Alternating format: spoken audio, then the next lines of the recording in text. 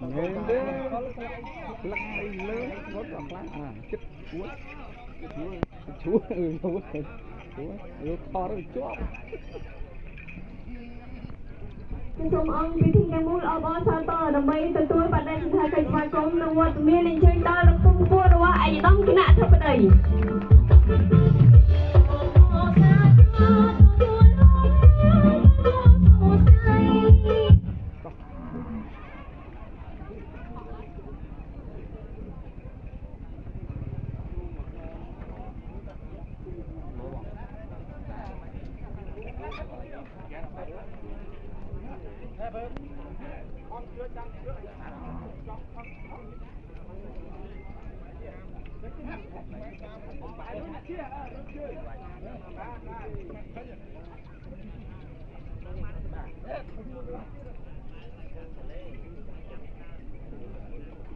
cho phun hay mà thuê ấy luôn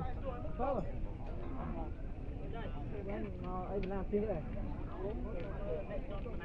đó là ý là cái chân chiều nay từ tuồng toàn cái mà ấy mà là cái chân này phu mơ mà nặng phù nhé làm đó mà mơ cái ta nó làm mấy chương xong anh nha cùng đừng mà ca cái thế chiều ban hôm tăng niêm cái này tăng cái thế chung xong đang ca cùng với phong phú chung phú vật như này đông cái này ở đấy xong rồi anh đông lục tiêu lục dây đặt nông khai dây đến cá con của bạn làm vốn nên ông con sẽ có rồi bên bên vốn bên bên bên chúng tôi cùng nâng chúng tôi mệt rầy chẳng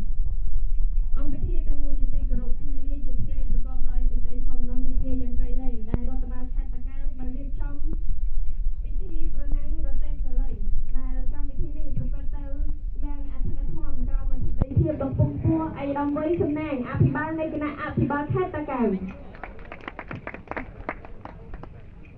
ជាបន្តទៅនេះខ្ញុំសូមអនុញ្ញាតគ្រប់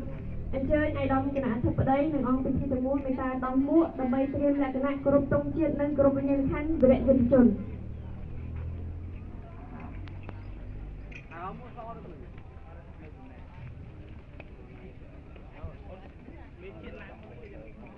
គ្រប់ទង់ជាតិនៃព្រះរាជាណាចក្រកម្ពុជាគ្រប់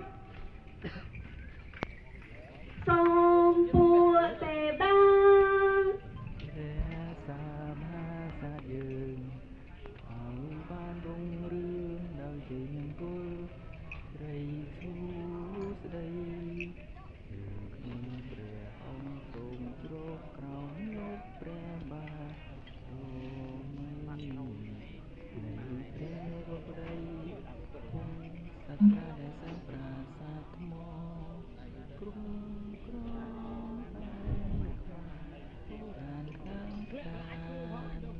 សូមអង្គពិធីទាំងមូលសម្រួមចិត្តដើម្បីស្មឹងស្មាច់គ្រប់វិញ្ញាណក្ខន្ធវីរយុទ្ធជនដែលបាន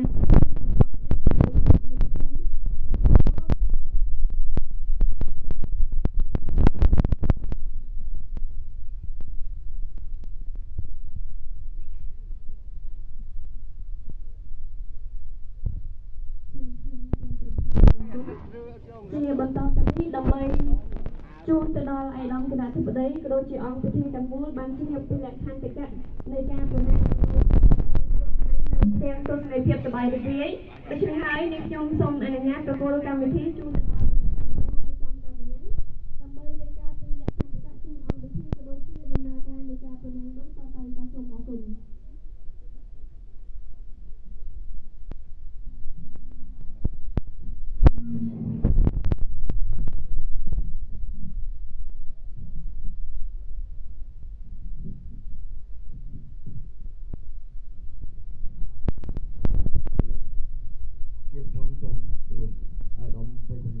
អភិបាលខេត្តតាកែវខេត្តតាកែវជាក្រុម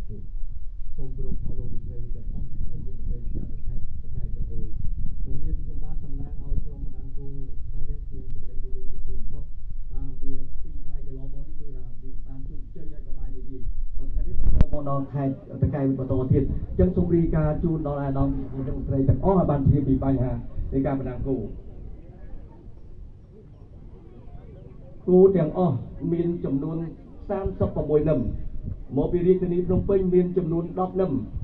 មកពីខេត្តកណ្ដាលមានចំនួន10នឹមមកពីខេត្តកំពង់ស្ពឺមាន16នឹមសរុបមាន36នឹមរីឯការប្រណាំងគោថ្ងៃនេះដោយមានការអនុញ្ញាតដល់ពងពោះពិសេសយើងខ្ញុំថាមិនបាច់ចាប់កូនខ្លែងទេដោយសារសភាពយើងពីថ្ងៃទៅហើយអញ្ចឹងសូមចាប់ផ្ដើមដំណើរតែម្ដងក្នុងនោះចាប់ម្ដងពីគូយកគោលេខ1លេខ2លេខ3លេខ4លេខ5ទាំងអស់មាន6ក្រុម